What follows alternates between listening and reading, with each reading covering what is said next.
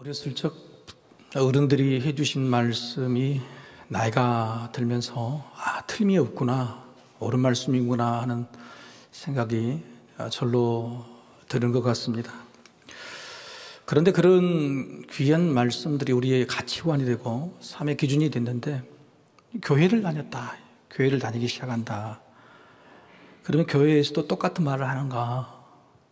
만약 똑같은 말이 아니라면 우리 헷갈리고 힘들 겁니다. 저는 종갓집 종손이라 어렸을 때부터 부모님에게 애절 예의 교육을 많이 받았어요. 근데 교회라는 이미지가 거기는 조상을 섬기지 않는다, 제사를 드리지 않는 나쁜 종교다고 하는 거죠. 교회를 다니니까 그게 걱정이 됐는데 아니었어요.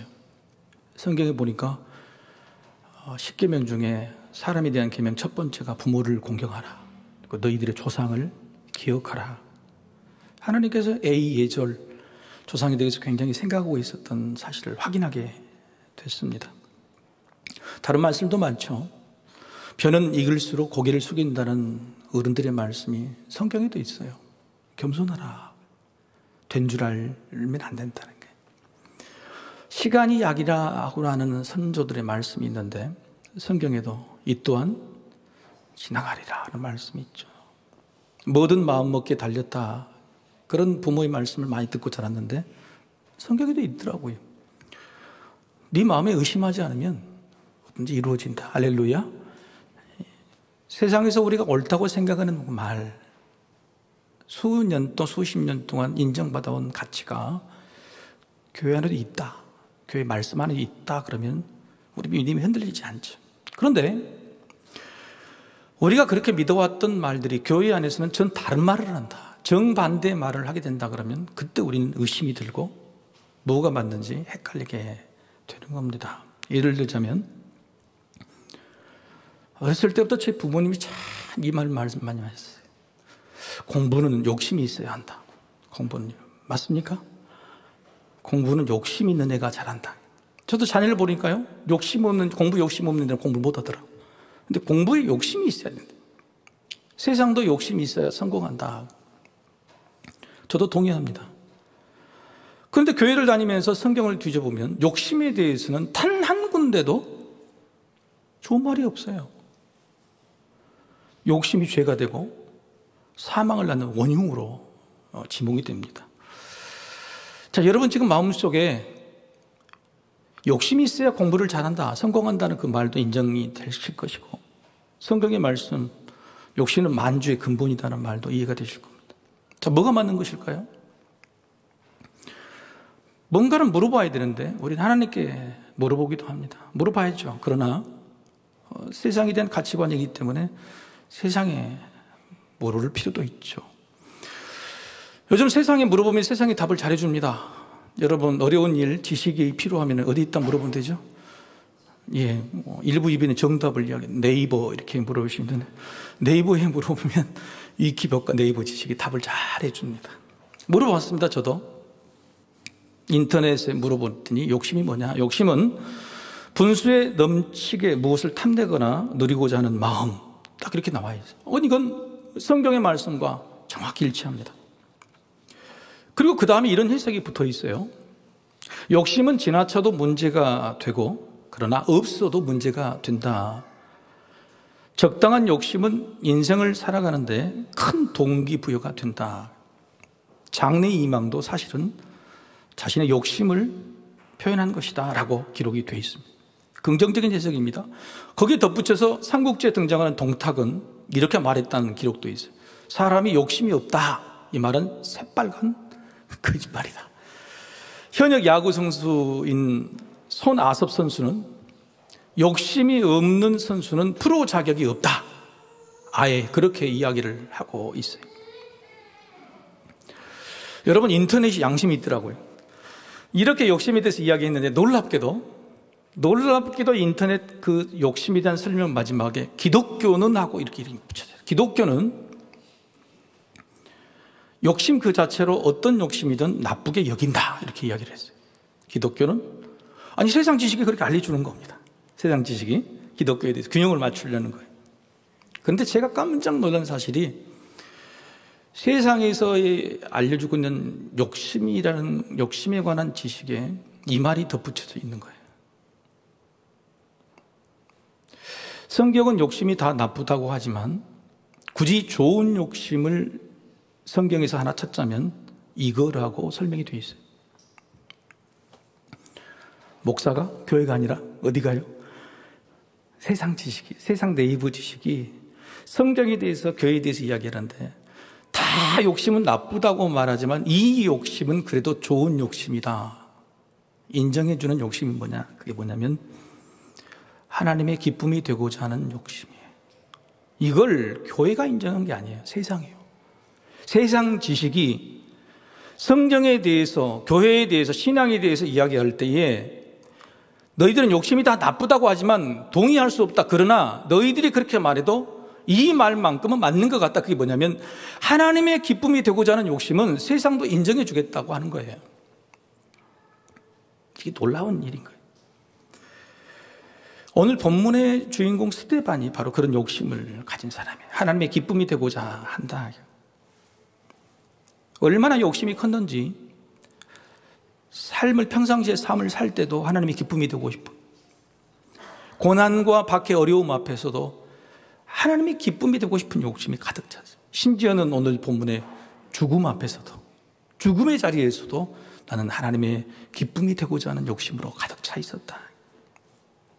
스데반이라는 사람은 사도가 아닙니다. 예수님의 제자가 아니에요. 12제자가 아닌 집사입니다. 그냥 일반 평신도로서 사도들에게 임명받은 사람이에요. 집사가 되는 조건이 뭐냐면 믿음과 성령이 충만한 사람, 그리고 사람들에게 칭찬을 받는 사람. 그래서 직분자 7집사 중에 한 명이 됐습니다. 우리는 직분을 받기 전에는 열심히 한다고 하지만 직분 받고 나서는 아닌 척 앉아 계시네요. 그렇죠? 직분 받고서는 시들은 사람이 꽤 많죠. 목사도 마찬가지예요. 그런데 스데반은요, 직분 받기 전에도 믿음과 성령이 충만하고 사람에게 칭찬받았는데 집사라는 직분을 받고서 더 놀랍게 성령 충만한 삶, 일, 사역을 감당합니다. 평상시에 그가 무슨 일을 했느냐? 사도행전 6장 8절이죠. 스데반이 은혜와 권능이 충만하여 큰 기사와 표적을 민간에 행하니. 큰 기사, 그냥 기사가 아니 큰 기사와 표적을, 그것도 민간이라는 말은 원어적으로는 무슨 뜻이냐면 노예가 되었다, 이제 풀려난 사람이에요. 그러니까 로마에 있는 로마 백성들에게서 노예로, 종으로 일하던 사람이 풀려난 정말로 천대받는 사람들, 그리고 이방인들을 말합니다. 아프리카 사람들, 이방인들, 그런 사람들에게 주로 큰 기사와 표적을 행했다. 평상시도 그렇게 삶을 살았죠. 비상시도 마찬가지.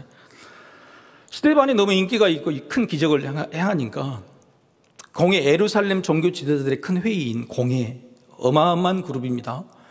거기는 40-50명의 사람들이 한 나라를 대표하는 사람이에요. 나이도 지긋한 사람입니다. 그 사람들이 거짓 증인을 내세워서 공회 앞에서 신문을 합니다. 예수님처럼 신문을 하게 돼요. 그런데 그 신문을 받는 스데반의 모습, 위기와 고난 앞에서의 스데반의 모습이 뭐였냐? 사도행전 6장 15절에 이렇게 기록이 되어 있어요. 그 얼굴이 천사와 같더라. 어떻게 이럴 수 있을까? 인생의 큰 위기 앞에서 얼굴이 천사와 같더라. 이 말은 하나님이 기뻐하시는 일을 하는 건 좋다, 누구나 할 수 있다 그러던데, 하나님이 기뻐하시는 일을 할 때 고난이 닥치고 박해가 닥치고 나에게 손해가 닥쳤을 때도 기뻐할 수 있을까? 스데반은 그랬다는 겁니다. 천사와 같았다. 죄송한데 우리 옆 사람 얼굴 한번 보시죠. 지금 천사와 같죠? 천사와 같죠.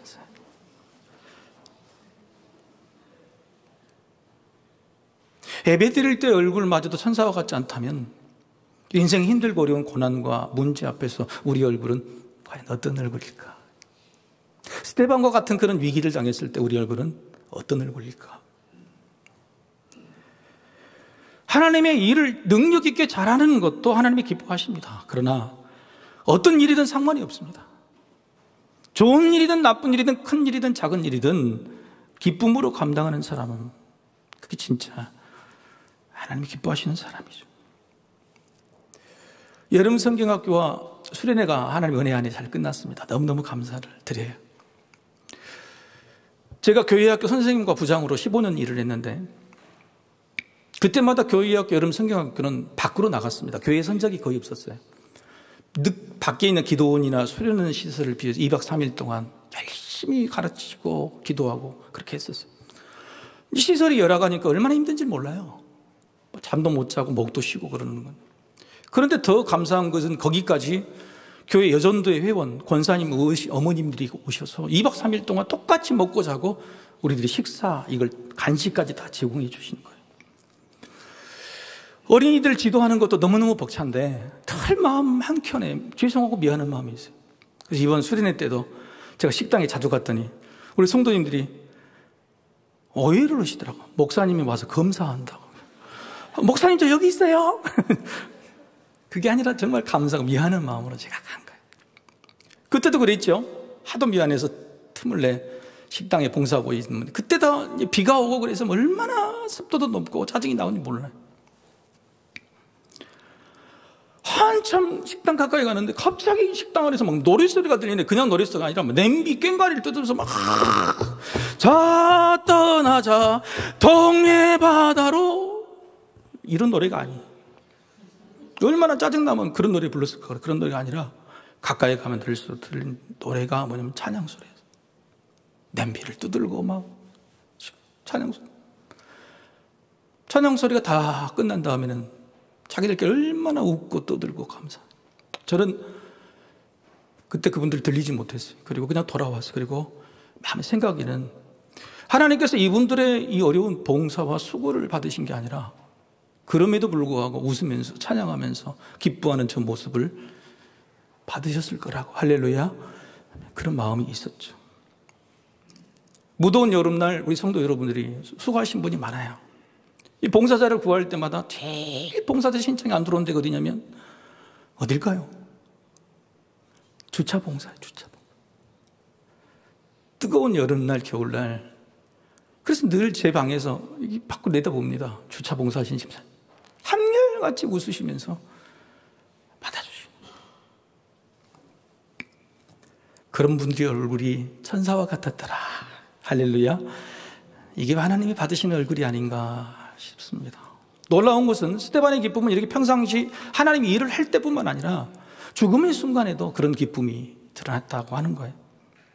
스데반이요 공회원들 앞에서 자기를 변호합니다. 변호가 얼마나 장황하고 긴지 그 공회원들이 귀담아 들어요. 끊지도 않고 이야기를 다 들어요. 그리고 변론의 마지막에 설교의 마지막에 스데반이 자기 변호를 해야 되고 좀 잘 좀 부탁합니다. 참작해 주십시오. 이렇게 이야기해야 될 거 아니에요? 근데 그렇게 이야기를 안 하고 뭐라 하냐면 너희들은 너희 조상들과 같이 성령을 거스르는 자다. 너희는 예수를 죽인 살인자다. 이렇게 이야기를 해버립니다. 분위기가 완전히 바뀌는 거예요. 경청하고 있다가 마지막에 살인자라는 그 소리를 듣고 이 공회원들이 아주 노발대발한 아주 급박한 상황으로 변하고 말아요. 그런데 그렇게 급박하게 된 상황, 자신에게 어떤 불이익이 올지 모르는 상황에서의 스데반의 모습, 55절에서 56절에 기록이 됩니다. 같이 한번 읽어보시겠습니다. 자, 시작. 스데반이 성령 충만하여 하늘을 우러러 주목하여 하나님의 영광과 및 예수께서 하나님 우편에 서신 것을 보고 말하되 보라 하늘이 열리고 인자가 하나님 우편에 서신 것을 보노라 한데 뭘 본 것입니까? 하늘을 봤다. 힘들고 어려운 순간 사람들을 보고 놀라거나 문제 앞에서 당황하지 않고 눈을 지그시 감다가 하늘을 우러보는 거예요. 그런데 그 얼굴이 천사와 같은 거예요. 놀랍게도 바로 그 순간 하늘 문이 열렸다. 하나님을 보게 된 겁니다. 자, 여러분 스데반의 믿음이 좋아서 스데반이 본 것입니까? 아니면 하나님이 보여주신 겁니까? 대답을 좀 해보세요. 스데반이 믿음이 좋아서 본 겁니까? 하나님이 보여주신 겁니까? 보여주신 거죠. 하늘이 열린. 여러분 기독교는 계시의 종교, 계시가 뭐죠? 하나님이 보여주시지 않으면 볼 수 없는 거예요. 보여주신 만큼 보는 것이. 스데반이 아무리 믿음이 좋다고 하늘문을 어떻게 엽니까? 하나님을 어떻게 봅니까? 하나님이 너무너무 기뻐하신 거예요. 죽음의 순간에도 천사와 같은 얼굴이 할만하고 죽음 앞에서 당당한 스데반의 모습을 보고 하늘도 가만히 있지 않으시고 문을 열어주시고 하나님 나타나셨다는 거예요. 내가 너무 기쁘다. 네 모습을 보니까 너무너무 행복하다. 그런데 더 놀라운 표현이 있어요. 여러분 아까 읽으신 55절, 56절 보면 예수님이 어떤 모습이십니까? 어떤 모습? 자, 여러분 사도신경에 보시면 예수님은 하나님 보좌 우편에 앉아 계십니까? 서 계십니까? 사도신경 해볼까요? 앉아 계시. 히브리서도 보고 모든 성경 보면 예수님은 하나님 우편에 앉아 계시. 천국에서 서 있을 수가 없습니다. 하나님 앞에서 전부 다 무릎을 꿇고 엎드리든지 전부 앉아 있는 거예요. 그런데 방금 읽으신 55절과 56절에 예수님은 어떻게 하고 계십니까? 하나님 우편에 서 계신 거예요. 무슨 소리냐? 벌떡 일어나신 겁니다. 벌떡 일어나신 거예요. 스데반의 죽음 앞에 서니까 당당함, 그 힘, 그 기쁨을 보고 예수님이 앉아 계시다가 놀랍게 벌떡 일어나셨어요. 그리고 스데반을 향해 이렇게 말씀하시는 거죠. 내가 너를 응원한다. 고맙다 스데반. 힘내라 스데반. 다 왔다 스데반. 얼마나 기뻐하셨으면 앉았던 예수님이 벌떡 일어나 그 스데반에게 기쁨을 표현해 주셨을까? 스데반도 그것을 보고 너무 놀라서 보라, 하늘문이 열리고 하나님 영광이 보이고 예수님이 서서 나를 기뻐하시는 모습을 너희는 보느냐라고 선포하게 된 겁니다. 여러분 인생이요 참 힘들어요. 마라톤과 같죠. 그런데 인생을 마지막까지 다 마칠 수 있는 것은 뭘까요? 도대체 그 힘이 뭘까? 마라톤 선수가 있는데 마라톤 선수들이 물어봐서 어떻게 하면 그렇게 다 달릴 수 있습니까? 예, 자기와의 싸움입니다. 다 거짓말이. 그 맞죠. 그런데 한결같이 그들이 마라톤에 완주할 수 있던 이유는 마라톤에 결승점이 있기 때문에, 결승점에서 나를 기다리는 사람이 있기 때문에. 어떤 장애인이 마라톤에 출발해서 어머니가 그 장애인에게 영화에서 장애인에게 이렇게 말해요. 엄마가 결승점에서 너를 기다리고 있을게. 결승점에서 너를 기다리고 있을게. 그 말에 아무것도 필요 없이 결승전에서 기다리고 계신 어머님을 향해 달려간, 완주하게 되는 거예요. 스데반은 바로 저런 그것 때문에 죽음의 그 순간에 당당히 믿음을 지키고 완주하게 된 것이죠. 제가 고시 공부를 오래 했는데 그 버티는 힘은 딱 하나였어요. 내가 잘 돼서 그게 아니에요. 고시 합격했다는 그 말을 내가 전할 때 우리 엄마 아빠가 기뻐서 웃고 우시는 모습, 그거 하나만 생각했어요. 우리 집 앞에, 내 모교 앞에 강주성 11기 10일에 사시 합격 그거 하나 붙인 거, 그거 하나만 보고 달려왔대. 수험생 여러분, 올해는 N수생이 제일 많을 때라죠. 너무너무 힘들고 어려워. 문제 앞에 있는 여러분, 상한 건강과 가난 앞에 있는 여러분, 세상의 거친 경쟁과 비겁한 시기 앞에서 상처받으신 여러분, 여러분의 마지막 인생 결승점에 예수님께서 벌떡 일어나셔서 여러분을 맞이하고 계신다는 그 장면을 생각하시면서 끝까지 잘 완주하시기를 주님 이름으로 축복합니다. 여러분, 이게 믿음이에요. 믿음이란 게 다른 게 아니에요. 하나님이 기뻐하실 일, 예수님이 기뻐하실 일, 그리고 그 일이 우리에게도 기쁨이 된다면 우리는 반드시 이길 수 있고 완주할 수 있다. 이게 믿음이에요. 다른 게 믿음이 아닌 거예요. 성경에 하나님이 기뻐하시는 일은 참 많습니다. 그런데 두 가지로 구분할 수가 있어요. 예수 믿기 전의 일과 예수 믿고 난 다음의 일, 기뻐하시는 일 두 가지로 딱 나눌 수 있어요. 첫 번째, 화면을 보고 같이 읽어보십시다. 시작. 예수 믿기 전에 하나님이 기쁨이 되는 일은 회개하여 예수 믿는 일이에요. 예수 믿기 전에 기뻐하신 일은 딱 이거 하나예요. 회개하고 예수 믿는 일이에요. 이거 외에는 없어요. 이게 제일 큰 기뻐하는 일이에요. 누가복음 15장 10절에 이렇게 말씀하시죠. 예수님이 내가 너희에게 이르노니 이와 같이 죄인 한 사람이 회개하면 하나님의 사자들 앞에서 기쁨이 되느니라. 예수 믿는 그 일이 하나님의 큰 기쁨이지만 그 사람을 예수 앞으로 전도한 사람, 회개하게 한 사람은 얼마나 큰 기쁨이 되겠냔 말이에요. 세상에 사랑하는 부모들이 죽은다 그러면 어린아이는 그 죽음을 이해하지 못하잖아요. 그러면 부모가 설명을 하죠. 엄마는 죽어서 저 하늘의 별이 됐어. 세상 사람들은 죽은 다음에 하늘의 별이 된다고 말하지만 성경은 하나님은 이렇게 말씀하십니다. 죽어서 별이 된 게 아니라 살아서도 별이 된다. 다니엘 선지자에게 하나님께서 용기를 주시면서 이렇게 말씀하세요. 다니엘서 12장 3절 하반절 말씀. 많은 사람을 옳은대로 돌아오게 한 자는 별과 같이 영원토록 빛나리라. 죽어서 별이 된 게 아니라 살아서 하나님의 마음속에 별이 된다고요. 믿지 않는 사람을 하나님 곁으로 예수 믿는 자로 만든 그 일이 내가 살아있을 때에 하나님의 기쁨이 되는 정도가 아니라 하나님 마음속에 별이 된다는 거예요. 내가 이 일을 하면 하나님 마음속에 내가 별이 되는구나. 여러분, 이게 얼마나 기쁜, 그 기뻐하는 일을 내가 기쁨으로 간다면 그거야말로 진짜 믿음이다. 그런 거예요. 여러분에게도 기회가 있습니다. 하반기에 알파 코스가 시작이 되죠. 여러분, 알파 코스의 게스트 불신령 오늘 여러분 꼭 서기하셔서 하나님 마음속에 여러분이 별이 되시기를 축복합니다. 이쪽만 아멘 하시니 노 목사님만 복 받을지어다. 다시 한번 알파 코스에 묻지 않는 불신자들을 꼭 모시고 오셔서 하나님 마음속에 별이 되시기를 축복합니다. 그렇죠. 안 될지라도 내가 그렇게 노력해 본다고. 그게 중요한 거예요. 둘째, 같이 한번 읽어보겠습니다. 하면 시작.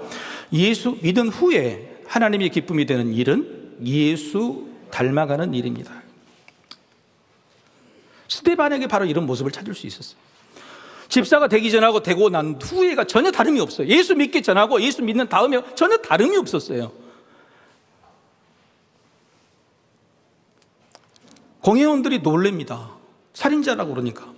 공회원들이 흥분하는 정도가 어느 정도 흥분을 해버리냐면 스데반의 멱살을 짚고 성문 밖으로 끌고 가버립니다. 여러분, 공회원들에게는 사형 집행 결정 권한이 없어요. 그래서 예수님도 공회에서 신문했지만은 누구에게 데리고 갑니까? 빌라도 총독에게 데리고 가요. 로마 빌라도 총독에게 사형 결정을 내려달라고. 그런데 예수님을 죽일 때도 그렇게 조심하던 공회원들이 스데반이 이 말에 완전히 뒤집어져 버립니다. 이성이고 뭐고 다 필요 없이 불법적인 행동을 저지릅니다. 스데반을 멱살을 끌고 성문 밖으로 끌고 가서 돌로 쳐서 죽여버려요. 그렇게 이성적이고 철저하고 법을 지키려던 공회원들이 얼마나 화가 났으면 돌에 맞아 죽으려고 하는 그 순간에 스데반이 한 행동이 뭐냐면 기도예요. 기도를 두 가지로 합니다. 기도를 두 가지. 첫 번째 59절 하반절 말씀 이렇게 기도합니다. 주 예수여 내 영혼을 받으시옵소서. 그리고 또 하나 기도 60절 하반절에 이렇게 합니다. 주여 이 죄를 그들에게 돌리지 마옵소서. 이 두 가지 기도를 하는데 여러분 어디서 많이 들어본 기도죠? 어디서 들어보셨어요? 바로 예수님의 기도예요. 예수님께서 십자가에 달리셨을 때 7가지 말씀 가상칠언을 했는데 그 가상칠언 중에 가장 중요한 말씀 두 가지. 하나님을 믿는 믿음, 내 영혼을 받으옵소서. 이웃을 사랑하는 하나님 사랑, 이웃 사랑, 저들을 벌하지 마옵소서. 여러분, 이 예수님의 말씀과 똑같은 말씀을 하는 거예요. 말을 했던 거예요. 아니, 똑같아지려고 노력했던 것입니다. 스데반은요, 삶을 살면서도 이 땅의 평상시에도 예수님을 닮으려고 노력했던 사람이지만 그 욕심, 그 열정이 얼마나 컸는지 내가 죽는 그 순간에도 예수님처럼 죽겠다. 그게 스데반의 욕심이었어요. 성령님이 그렇게 하신 거예요. 여러분, 성령님이 충만하면요, 사는 순간에도 예수님을 따라가는 거 닮으려고 하는 게 아니라 죽는 순간까지도 예수님을 닮아가려고 노력하게 했던 거. 이게 진짜 승리예요. 죽음이라는 게 그렇게 무서워요. 내일 모레 8월 15일은 우리 광복절이죠. 일제 강점기 광복절이죠. 일제 치하 40년, 50년 동안요, 우리나라 인구의 거의 90%가 변제를 했대요. 90%가 변제를 했대요. 10% 정도가 변제를 하지 않아서 지금 순국 선열이 되고 애국지사가 되고 위대한 위인으로 남아있어요. 그런데 왜 그렇게 많은 사람이 전부 변제를 했을까? 견딜 수 있을 만큼 견디다가 죽음 앞에서는 전부 변제를 하는 겁니다. 죽음 앞에서. 사람이 아무리 힘이 있고 능력이 있고 믿음이 있다 그래도 죽음이라는 관문을 뛰어넘기가 어려운 거예요. 죽음 앞에서는 누구나 변절하게 돼 있습니다. 10명 중에 9명이 그렇다는 거예요. 진짜 힘이 뭐냐 이게? 내 인생의 가치와 목적과 의미를 지킬 수 있는 진짜 힘이 뭐냐? 죽음을 뛰어넘는 거예요. 죽음 앞에서도 변하지 않는 거예요. 내 지조와 가치가. 바로 스데반은 그것을 위해 기도했고, 드디어 죽는 그 순간 나는 예수님처럼 죽겠다고 의도적으로 두 가지 기도를, 예수님의 기도를 했던 거예요. 하나님의 사랑의 기도, 이웃 사랑의 기도를 하게 된 겁니다.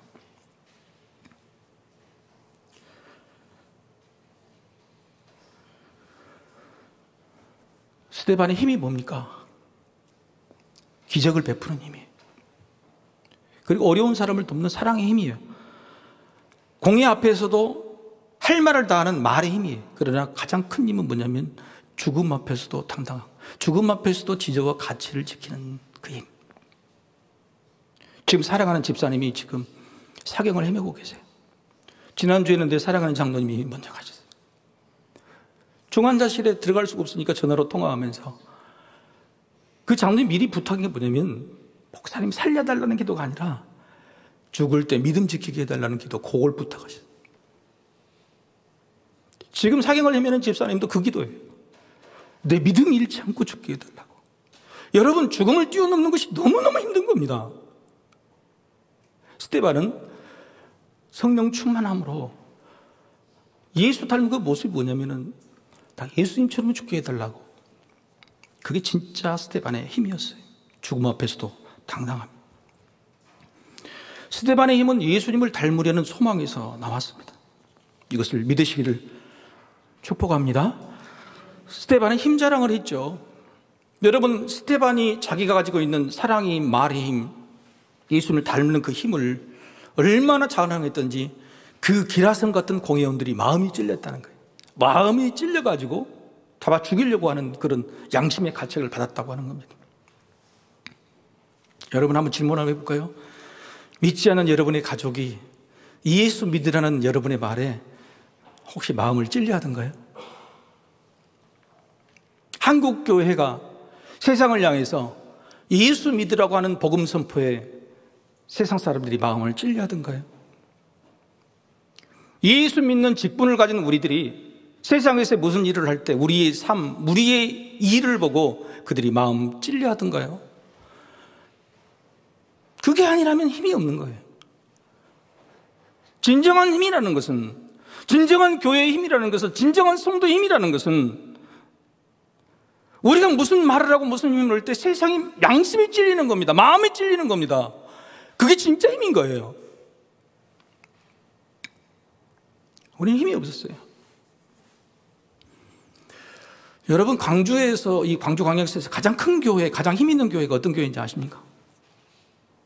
어떤 교회죠? 광주에서 가장 큰 교회, 가장 힘 있는 교회? 안 낚이시네요. 에담교회.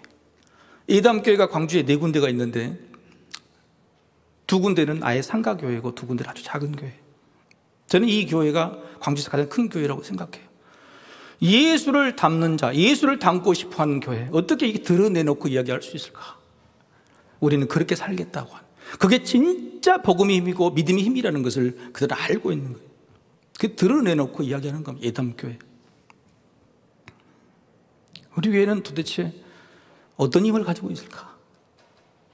스데반처럼 그의 삶이, 그의 말이, 그의 죽음이, 우리 교회의 삶이, 우리 교회의 일이, 우리 교회의 희생과 손해가 이 땅에 있는 이웃들에게 찔림이 되고 있을까?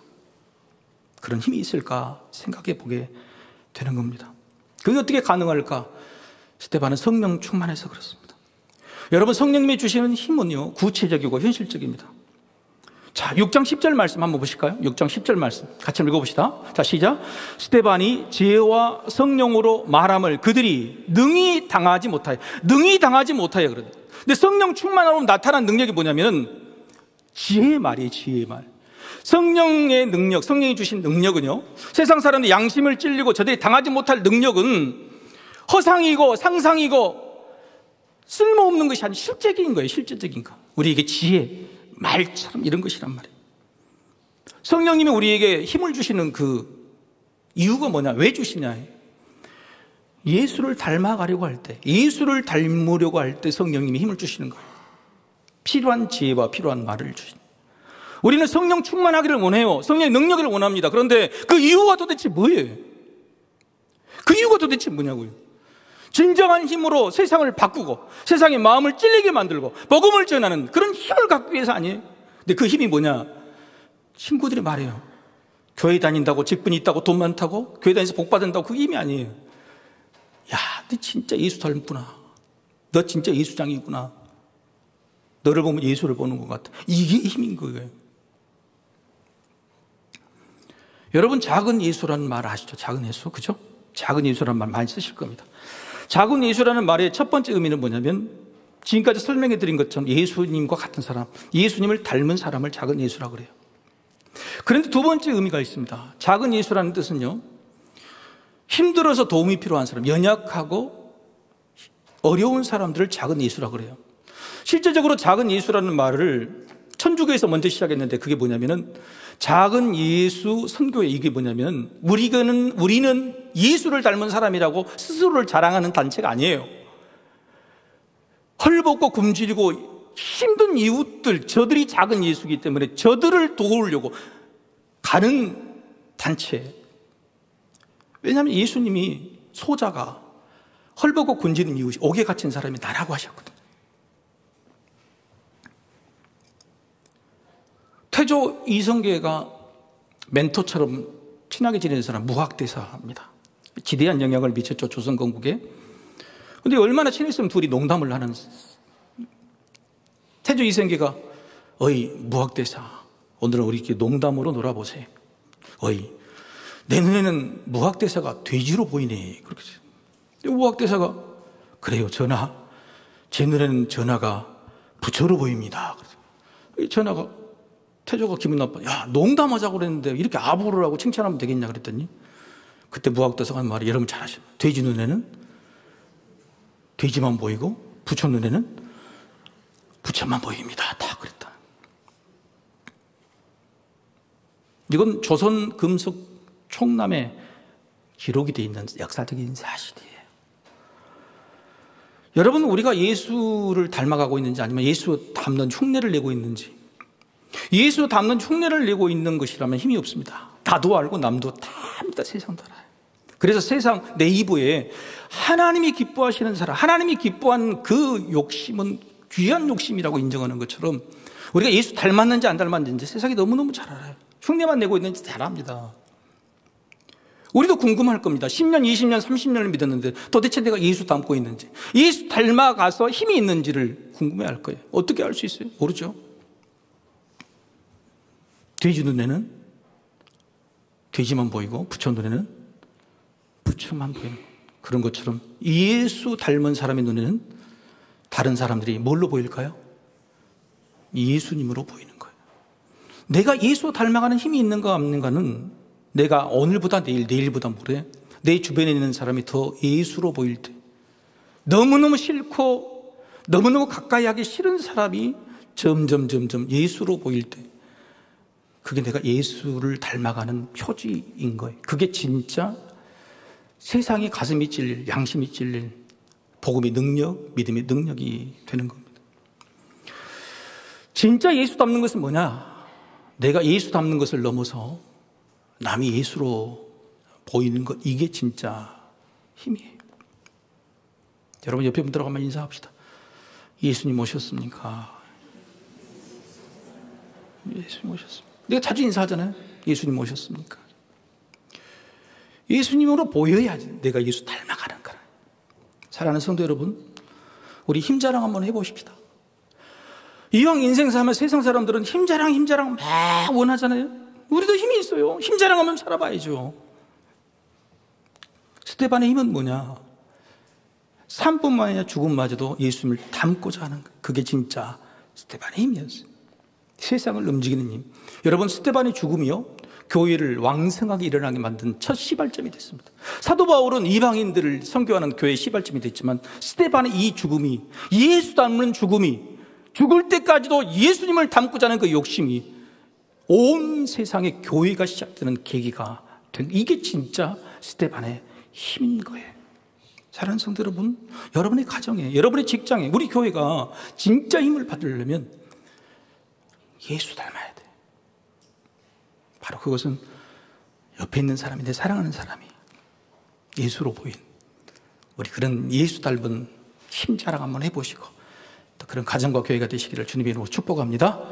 우리 다 같이 일어나셔서 찬양하겠습니다.